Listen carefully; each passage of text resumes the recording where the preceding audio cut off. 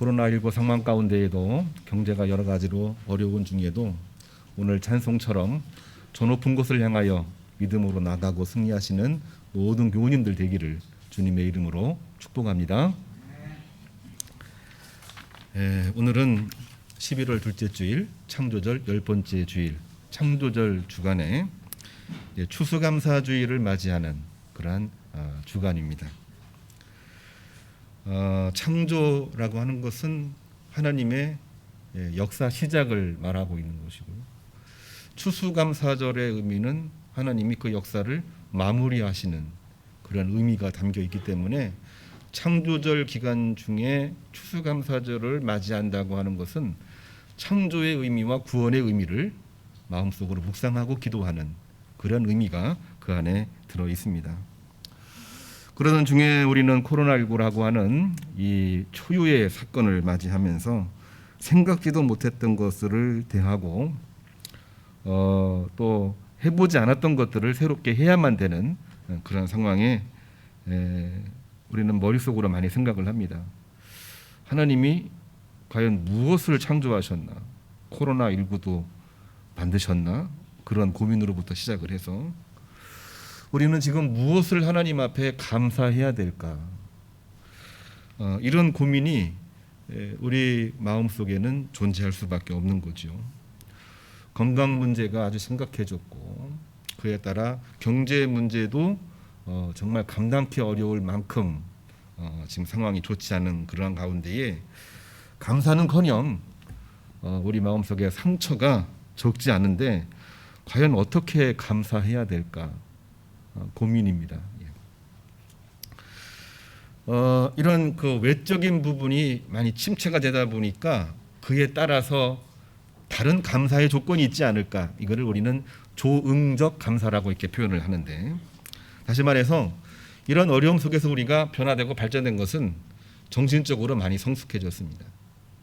신앙인들은 영적으로 많이 성숙해졌기 때문에 정신적으로 영적으로 성숙해진 것을 하나님 앞에 감사할 수 있지 않겠느냐, 그런 의미도 우리가 받아들이고 있는 게 사실이죠.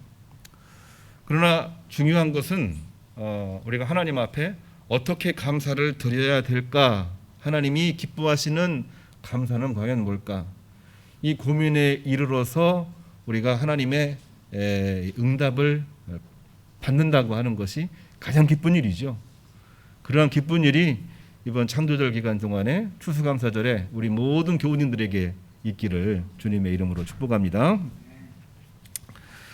땅의 수출을 봉헌하는 것만이 감사가 아닙니다. 주님으로부터 받았기 때문에 드려야 된다라고 하는 당위도 일종의 주고받는 거래처럼 여겨지기 때문에 온전한 감사라고 말하기에는 좀 부족한 면이 있습니다. 창세기 4장을 보면 가인의 제사보다 아벨을 받으신 것은 예물도 중요하지만 예물보다 아벨이라고 하는 사람을 하나님께서는 받으신 것입니다. 진정한 감사는 우리를 창조하시고 우리를 구원하시는 하나님께 나 자신을 온전히 드리는 원초적이고 총체적인 응답이 감사의 의미가 되는 것이죠. 그것을 진실로 하나님 앞에 감사드릴 때에 하나님은 기뻐 받으시는 것입니다. 그래서 그 옛날 하박국이라고 하는 이 선지자가 이런 표현을 썼습니다. 이 하박국 내용을 읽어보면은 하나님께 질문하고 하나님으로부터 응답을 듣고 그 말씀을 백성들에게 그대로 선포하는, 기도하면서 설교하는 선지자가 하박국이라고 하는 선지자인데요. 하박국 3장 18절에 이렇게 표현하고 있죠. 나는 이 전쟁 상황, 이 역병 상황에 여호와를 인하여 감사하며 하나님을 인하여 기뻐한다. 그러니까 감사할 것이 무엇이 있나? 감사를 드리는데 주신 것 드리는 거니까 이거 감사 아니냐, 그런 고민들을 우리와 똑같이 하면서 우리가 감사할 수 있는 근거는 여호와를 인하여 감사하고 하나님을 인하여 기뻐한다. 하나님과의 1:1 관계로 감사를 이야기하고 있고 신앙 고백을 하고 있는 것이 그 유명한 이 하박국의 신앙 고백이 되는 것입니다.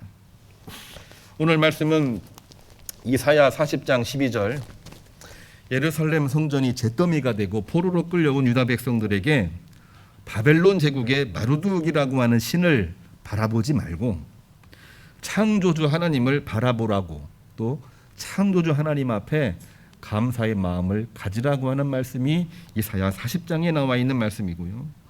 마태복음 12장에 나와 있는 말씀은 가이사냐 하나님이냐 양자택일을 하지 말고,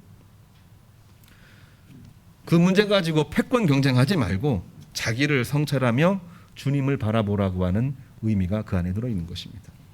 에베소서 8장에 나와 있는 말씀은 교회는 주님의 몸이며 교회의 머리는 주님이시니 주님 바라보며 주님의 인도하심을 따라 교회의 지체로서 하나님의 백성으로서 피차에 섬기라. 그리할 때에 신앙도 온전해지고, 그리할 때에 생명을 살리는 것이고, 그리할 때에 하나님의 나라가 하늘에서 이루어진 것처럼 땅에서도 이루어지게 될 것이다. 그 말씀을 우리에게 주시고 있는 것입니다. 오늘 승리가 하나님 말씀을 봉독했는데요. 이 세 본문의 말씀을 한마디로 요약을 해보니까 오늘 제목이에요. 눈을 높이 들어 누가 이 모든 것을 창조하였나 보라, 이런 내용입니다. 근데 이 설교의 제목을 사실은 제가 오늘 주제로 삼았습니다마는 그 옛날 BC 한 50년쯤 되지 않을까 추론이 되는데, 선지자 이사야가 포로민들로 끌려왔던 백성들에게 설교했던 설교의 제목이기도 합니다. 눈을 높이 들어서 누가 이 모든 것을 창조하였는지 바라보고 실족하지 말고 오만하지 말고 주님 바라보며 이 문제 극복해 나가라, 이 말씀을 전하고 있는 것입니다. 첫 번째로 우리가 바라볼 것은 오늘 주제에 나와 있는 반쪽입니다. 땅에서 눈을 들어 주님 바라보며 감사하시기를 주님의 이름으로 축복합니다. 세상에서 가장 불행한 것 중에 하나는, 잘 들어보시기를 바랍니다, 주님을 믿지도 않으면서 자신의 모든 불행 탓을 주님에게로 돌리는 사람이 가장 불행한 사람입니다. 빨리 말해서 이해가 안 되시나요? 주님을 믿지도 않으면서 모든 불행을 하나님께 탓으로 돌리는 그러한 사람이 가장 불행한 사람입니다. 이것은 명백한 불신앙이죠. 우리 혹시 그렇게 살아오지 않았나요? 우리 신앙생활하면서 혹시 그런 마음을 갖지는 않았나요? 주님을 확실하게 믿으면은 모든 문제를 극복해 나갈 수 있는데, 우리가 주님에 대한 믿음이 확실히 있지도 않으면서 나에게 어려움이 생기고 주변에 여러 가지 우환이 생기게 되면 그 모든 불행을 주님 탓으로 돌리는 그런 경우입니다. 믿지도 않으면서 모든 탓은 주님에게로 돌리는 것이죠. 왜 그럴까요? 그것은 눈에 보이는 땅만 바라보기 때문이고 눈을 들어 주님을 바라보지 않기 때문입니다. 성경을 보면 땅만 바라보고 살았던 사람들 이야기가 나오고 있는데, 그들이 누구냐면은 하나님이 택하신 이스라엘 백성, 유다 백성들이었습니다. 그들은 하나님의 백성으로 자부심은 대단했지만 땅만 바라보고 살았기 때문에 결국에는 하나님보다는 우상을 만들었고, 하나님의 이 역사보다는 세상 권력을 더 추구하다 보니 결국에는 북이스라엘도 패망하고 남유다도 패망하고 왕국은 무너지고, 하나님이 세워주셨던 하나님의 성전 예루살렘 성전은 회파되어 잿더미가 되어버리고, 본인들도 바벨론의 포로로 끌려오는 상황까지 이르게 된 것입니다. 유다 백성, 하나님의 선택한 그야말로 아름다운 그러한 백성인데 그들이 포로로 끌려갔다고 하는 것은 역사에서 어떻게 그런 일이 있을 수가 있지? 충격적인 이야기가 아닐 수 없는 것입니다. 유다 백성을 보면서 오늘날 우리는 우리 자신의 모습을 볼 수 있으면 참으로 좋겠습니다. 코로나 시국, 우리가 흔히 하는 말이 있죠. 코로나는 주님도 못 막는다. 맞나요? 주님은 어디 계시냐? 무엇을 감사할 수 있느냐로 시작하여 교회와 크리스찬은 이 본분을 감당하지 못하는 상황에 가장 불행한 것은 우리의 이 여러 가지 열악한 상황에 건강도 문제가 오지요, 경제도 문제가 오지요. 그러다 보니까 정치 군사적으로도 불안하지요. 이 모든 일에 주님은 무엇을 하셨습니까? 이러한 마음을 가지고 있는 경우들이 있을 수 있는 것입니다. 저만 그런 생각을 가졌나요? 우리 교우님들은 그런 마음이 전혀 없으셨나요? 대단히 훌륭한 믿음을 가진 분들입니다. 그러나 사람이라고 한다면, 세상적으로 생각하고 말하고 행동하는 사람이라고 한다면은 이러한 의심과 이러한 이 고민을 하지 않을 사람이 누가 있겠습니까? 명백하게 불신앙인 거죠. 왜 그렇습니까? 눈을 들어 주님 바라보지 않고 우리가 살고 있는 땅만 바라보기 때문에 생기는 문제인 것입니다. 사실은 우리가 주님 영광 가리는 일이 훨씬 더 많은데 우리는 우리 문제를 주님 탓으로 돌리고 있는 것입니다. 그러한 때에 오늘 말씀을 이사야가 이스라엘 백성들, 포로로 끌려온 이스라엘 백성들에게 설교하고 있는 내용입니다. 땅만 바라보고 있는 포로민 2세대, 이 포로로 끌려온 1세대는 나이가 들어서 이제 돌아가셨어요. 그 후예들이 이제 2세대가 되는 겁니다. 그러니까 587년에 패망해서 끌려왔는데, 제가 550년이라고 얘기하는 것은 1세대는 이제 하나님의 부름을 받고 2세대가 남아 있는 거예요. 한참 열심히 배워야 될 2세대가 배우지를 못하고 포로로 끌려왔기 때문에 여호와 하나님을 잘 알지를 못하는 겁니다. 포로로 끌려와 보니 여호와 하나님은 잘 안 보이고 눈에 보이는 것은 바벨론 제국의 수호신 마르둑이라고 하는 신만 보이는 거예요. 그러니까 하나님은 모르고 마르둑이 하나님이다, 이런 생각을 할 수밖에 없는 상황인 거죠. 그러한 사람들에게 하나님은 이사야를 통하여 어떤 말씀을 하고 계시느냐? 위로와 새 출발의 말씀을 하고 계십니다. 13절 14절 오늘 읽은 말씀입니다. 우리가 그 뒤에 말씀만 읽었는데 그 전에 말씀이 있습니다. 유다 백성들이여, 그 어떤 인간도 하나님의 능력과 솜씨를 대체할 수는 없는 것입니다. 그 어떤 세상 권력도 하나님 앞에 티끌과 먼지에 불과합니다. 유다가 바벨론에 패망한 것은 여호와 하나님이 약해서가 아니라 바벨론이라고 하는 채찍으로 유다를 깨우치기 위해서입니다. 이 말씀을 포로민 2세들에게 이사야 선지자가 선언하고 있는 것입니다. 책망하는 것처럼 보이지만은 엄밀히 보게 되면은 위로하고 있고 새 출발을 권면하고 있는 말씀이 그 안에 들어있는 거죠. 가늠하다 잡혀온 여인을 사실은 유다인들도 심판하려고 데려왔지만 주님도 사실은 심판하셔야 되거든요. 가늠한 자 용서하기가 어렵지 않습니까? 물론 지금은 간음죄가 없어졌다고 합니다만 그 옛날에는 아주 엄중했었습니다. 그런데 주님은 심판하실 그 여인을 책망치 아니하시고 용서하시고 오히려 다시는 죄를 짓지 말라, 아무도 너에게 돌 던질 자가 없다, 위로하시고 권면하시는 말씀이 예수님의 말씀인데, 그 마음과 똑같이 이사야 선지자는 포로민 2세대들에게 책망하지 아니하시고, 하나님의 징벌로 포로로 끌려오긴 했지만은 책망하지 아니하시고 위로하며 새 출발하라, 이런 말씀으로 권면하고 있는 말씀이 오늘 이사야 40장에 나와 있는 말씀입니다. 1장부터 39장까지는 포로기 이전의 상황을 이야기하고 있는 것이고, 40장부터 59장까지는 제2 이사야입니다. 포로민 시대에 이사야의 제자 제2 이사야라고 이야기를 합니다. 위로하고 새 출발을 권면하고 있는 것입니다. 하나님은 오히려 이 모든 상황 가운데에 위로하고 또한 새로운 비전을 허락해 주시는 것이 하나님의 마음이고 하나님의 섭리이십니다. 우리가 바벨론 포로기 중에 일어났던 일들을 우리 다니엘과 에스겔을 통해서 잘 알고 있습니다. 다니엘 6장 25절을 보면은 하나님은 다니엘을 통해서 고대 근동을 지배했던 바벨론 제국 느부갓네살과 메대 왕 다리오에게 참 신은 마르둑이 아니라 여호와 하나님이심을 분명하게 보여주셨습니다.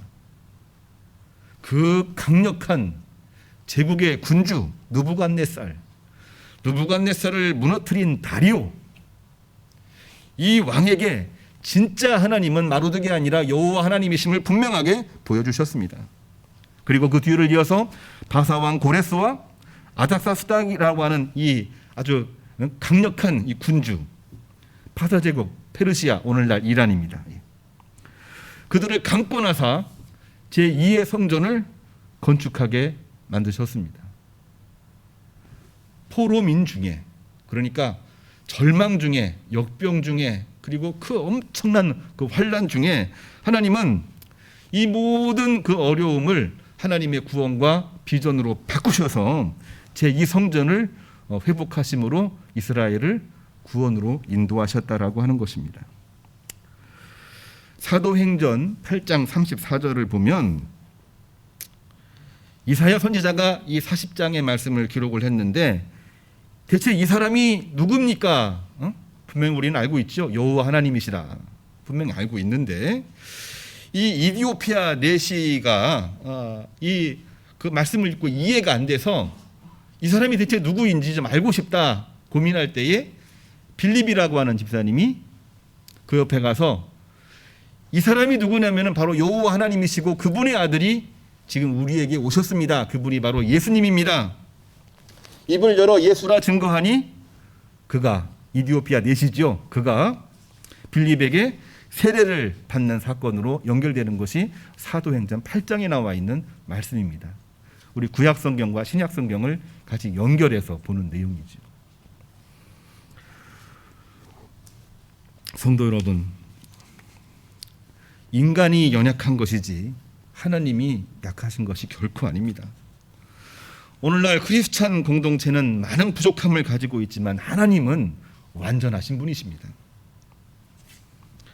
하박국 2장 4절을 보면은 하박국은 이렇게 고백을 하고 있습니다. 사람이 교만하여 정직하지 못하기 때문에 우리는 믿음으로 살아야 된다. 오직 의인은 믿음으로 말미암아 살리라 함과 같으니라.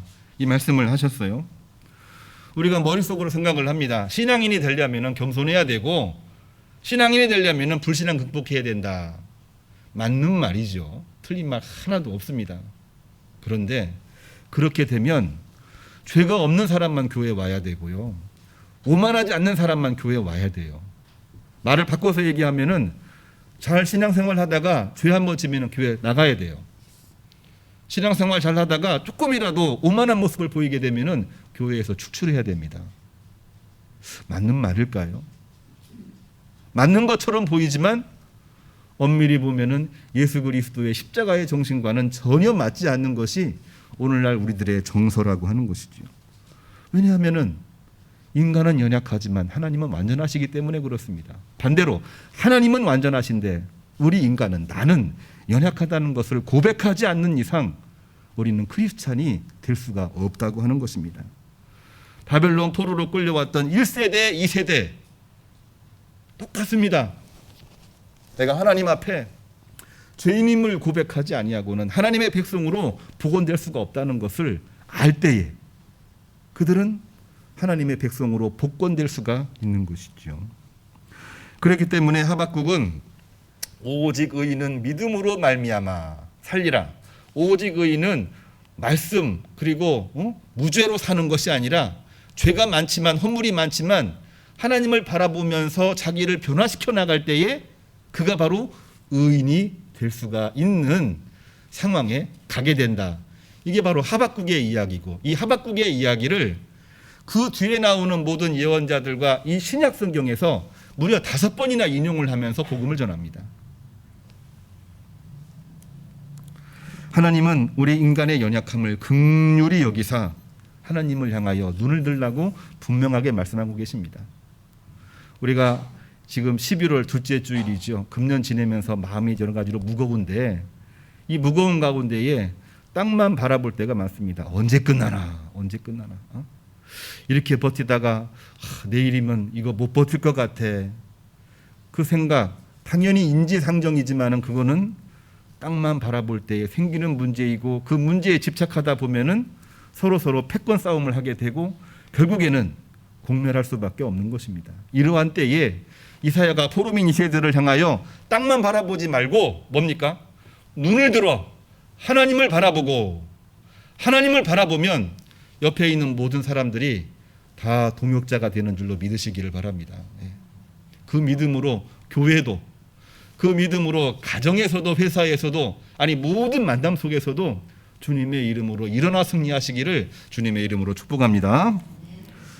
네, 오늘 설교를 좀 빨리 끝내야 될 것 같은데요. 네. 두 번째로 창조와 구원의 하나님을 바라보며 감사드립시다.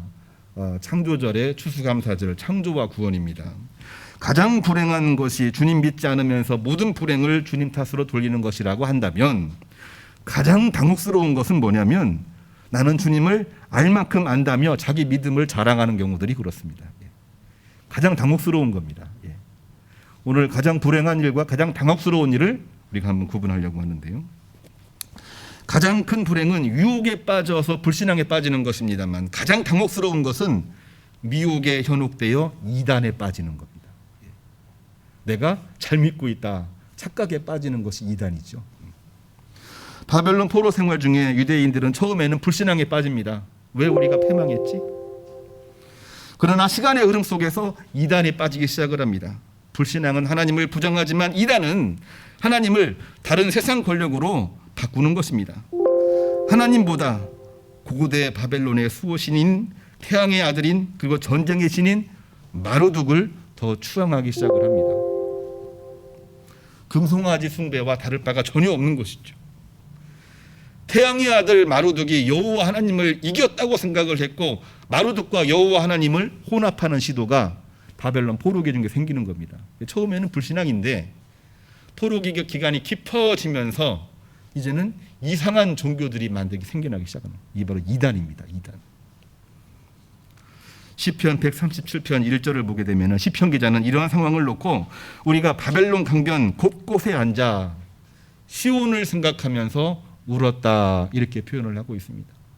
불신앙도 견디기 어려운데 이런 이상한 혼합 종교 이단까지 생기다 보니까 울음밖에 안 나오는 거예요. 이 눈물은 예레미야의 눈물이고 이 눈물은 오늘을 살아가고 있는 우리 크리스찬들의 눈물과도 같은 것이라고 저는 믿습니다. 우리가 신약 성경으로 넘어갑니다. 마가복음 12장 17절 왜 바리새인들과 헤롯 당원들은 주님에게 가이사와 하나님 중에 선택하라고 이야기를 했을까요?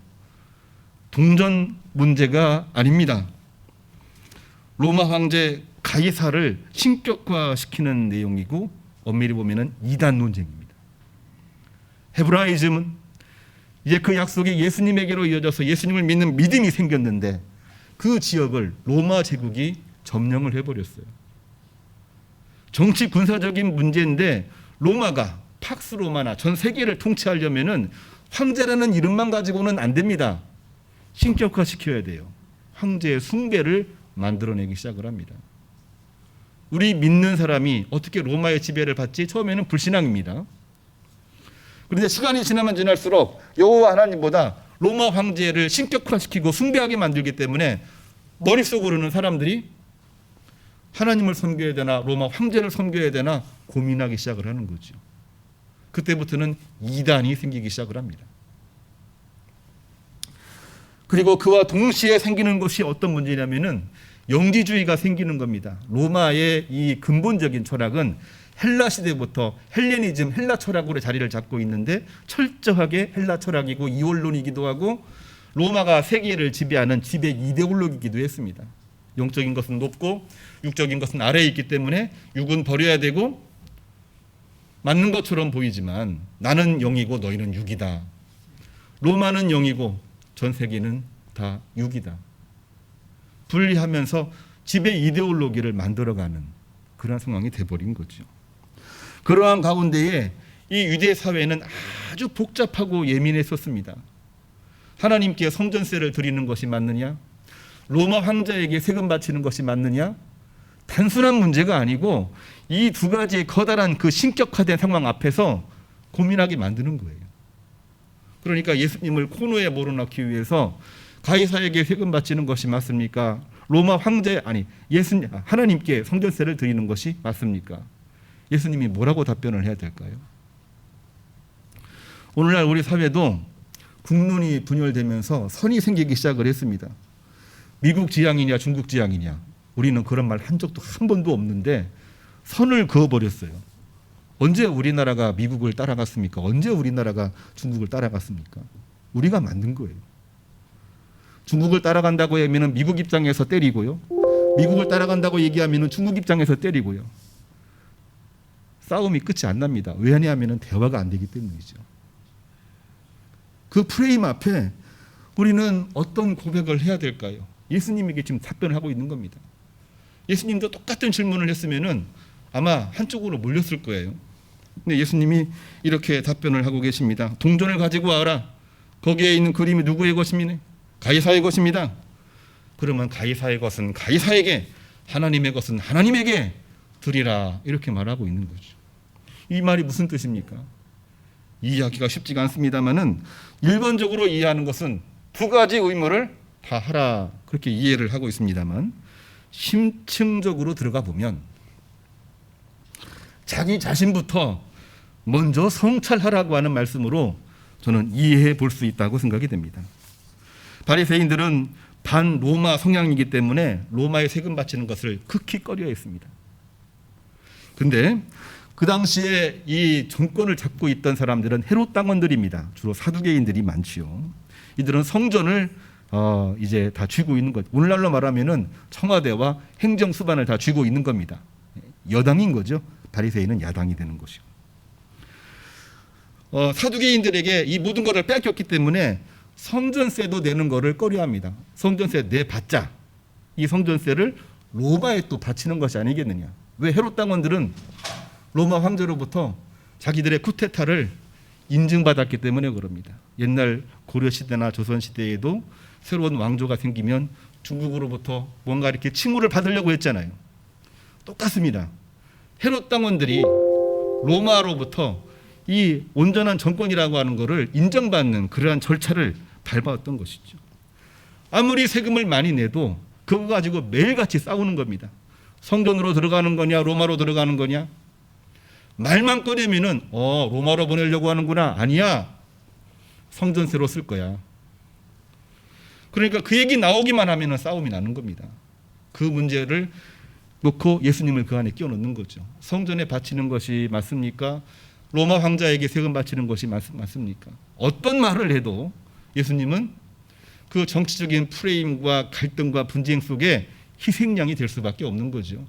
로마에 바치라고 하면은 하나님의 아들 예수님이 성전세를 바치지 말라고 하네. 로마 성전세 바치라고 하면은 로마한테 세금을 내지 말라고 세금 위반법으로 구속시킬 그런 상황인 겁니다. 사실은 더 중요한 것이 뭐냐면요. 사두개인들도 이 재정 문제 가지고 부담을 안고 있어요. 바리새인들은 세금 내는 것을 극히 꺼립니다. 본인들은 세금 내지 않으려고 하면서 서로에게는 내라고 얘기하고 있고 본인들은 세금을 내리는 것을 꺼려하면서 예수님에게는 어느 것이 맞습니까? 물어보는 거예요. 이게 바로 어떤 화법입니까? 이게 유체이탈 화법이라는 거죠. 이게 본인은 마음에도 없으면서 상대방에게 어려운 질문 해가지고 코너에 몰아 넣으려고 하는 거죠. 정치는 게임이니까 그럴 수도 있죠. 그러나 선하지가 않고 지극히 악한 거죠. 그렇기 때문에 주님께서는 네 편 내 편 말고 모두에게 진실되게 자신부터 성찰을 해라 이렇게 말하고 있는 것입니다. 말이 쉬울 뿐이지 이미 정치 프레임으로 분리되어 있고 이권이 개입되어 있는데 어떻게 자기 성찰을 하고 진실된 납세가 가능하다는 말입니까? 결코 쉽지 않은 말씀입니다만은 주님은 편갈라 싸우지 말라 이렇게 말하고 있는 것입니다. 편갈라 싸우는 것은 땅을 바라보는 것입니다. 어떻게 해야 됩니까? 자기의 믿음이 좋다고 생각이 든다면 우리는 스스로를 의심해 봐야 됩니다. 바리새인들이나 사두개인들이나 본인은 성찰하지 아니하고 자기들의 믿음이 최고 좋다고 생각을 했어요. 헤롯 당원이 아니면 이 나라 이루어질 수가 없어. 바리사이파 아니면 아무것도 못해.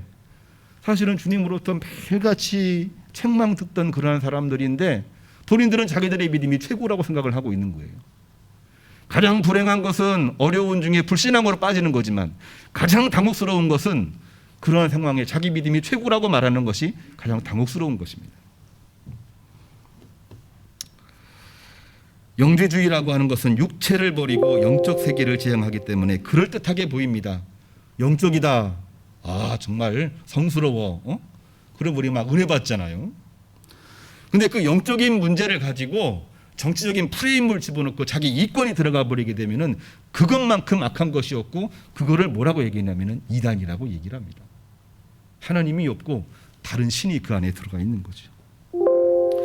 사실은 영과 육을 분리하고 있는 헬라 철학의 이원론이기도 하고 로마 제국의 식민지 지배 이데올로기에 불과합니다. 육체적인 것은 최종적으로는 버려야 됩니다. 그리고 최종적으로 심판받게 돼 있어요. 그러나 버리기 전에 변화시켜야 되고 구원시켜야 되는 대상임을 우리는 절대로 잊으면 안 되는 겁니다. 육체를 멸하려고 했으면 하나님이 즉시 심판을 하셔야죠. 왜 당신의 아들 예수 그리스도를 높은 보좌에서 육체의 세계 이 땅으로 왜 내려보내십니까? 육체를 살리고 구원하고 변화시키기 위하여 내려오신 거잖아요. 근데 그거를 모르고 이 헬라의 이원론은 우리는 영이고 너희는 육이다. 우리는 성스럽고 너희는 성스럽지 못하다. 우리한테 복종해라 이겁니다. 그러한 사상과 함께 기독교 내부에 영지주의가 들어오는 거예요. 영적인 것을 취하고 육적인 것을 자꾸 버리려고 하는 거.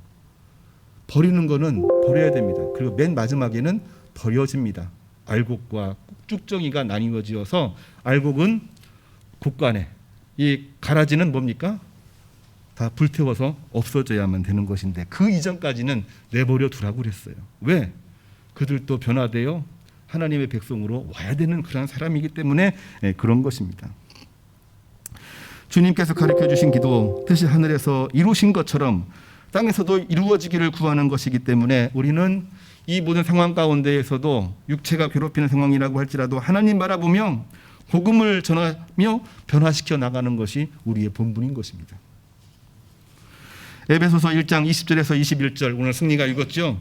성령께서 열어주실 영적 세계는 세상에서 죽은 자를 버리는 것이 아니라 살려서 하나님의 영광에 앉게 하는 것이고, 하나님의 권세가 이 세상뿐만이 아니라 앞으로 모든 세대에까지 모든 이름 위에 뛰어나게 하시는 것입니다.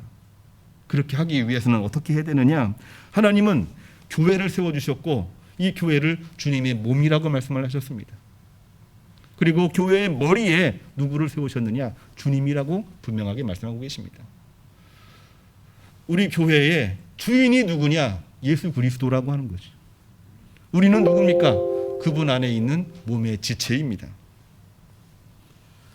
그 질서 안에 우리가 서 있을 때 우리가 온전해지고, 그 질서 안에 우리가 있을 때 어떤 어려움도 다 극복할 수가 있는 것이고, 그러한 질서 안에 있을 때에 불가능도 가능하게 되는 것입니다.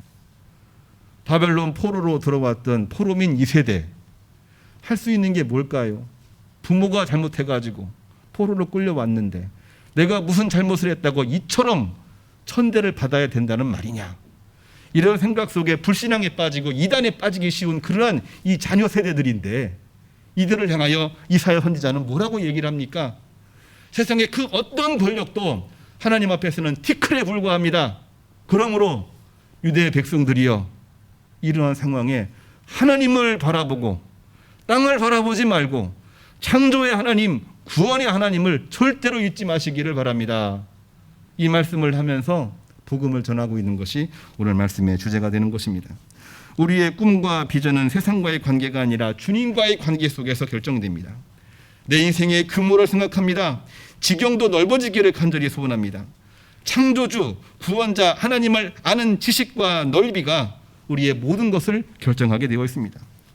주님을, 하나님을 얼마나 아느냐에 따라 우리 인생이 달라지는 것입니다. 2020년 추수감사, 물론 해마다 이런 설교를 합니다만은 금년 이 추수감사는 어떻게 감사를 해야 될지, 누가 누구에게 무엇을 어떻게, 왜 어디에서 어떤 방법으로 감사를 해야 될까 일주일 동안 고민을 합니다. 하나님께 질문하고 답을 얻으시기를 바랍니다. 오늘 말씀을 읽고 그 가운데에서 하나님의 감동이 있으시기를 바랍니다. 바벨론 포로기, 로마 제국 강점기, 이단 영주주의가 있었던 그러한 상황 가운데에 불신앙과 이단에 현혹되지 말고 주님을 바라보며 복음을 전했듯이 코로나19의 시국에 경제 불안정, 국내외 정세에 우리가 흔들리지 말고 이번 일주일 동안 예배위원은 이곳에서 예배위원으로 새벽기도 열심히 하시고, 우리 교우님들은 각자 가정에서 정해진 시간에 같이 기도하고 우리 자신을 바라보고 또 내년도를 준비하는 그런 우리 모든 교우님들이 되셔서 이 예배에서 기도해서 승리하시기를 바랍니다. 오늘 주제로 다시 들어가고 마치겠습니다. 너희는 눈을 들어. 누가? 이 모든 것을 창조하시고 구원하시나 바라보라. 이 말씀을 가지고 가셔서 승리하시기를 주님의 이름으로 축복합니다. 기도하겠습니다. 하나님, 참으로 감사를 드립니다. 오늘 또 주 앞에 나와서 너희는 눈을 들어 누가 이 모든 것을 창조하였나 보라, 이 말씀을 마음속에 간직하고 나갑니다. 이 말씀으로 이기게 하시고 승리케 하시고 열매 맺게 해주시옵시고 모든 만민들에게 하나님의 영광을 드러낼 수 있는 주의 종들로 인도하여 주옵소서. 예수님의 이름으로 기도합니다. 아멘.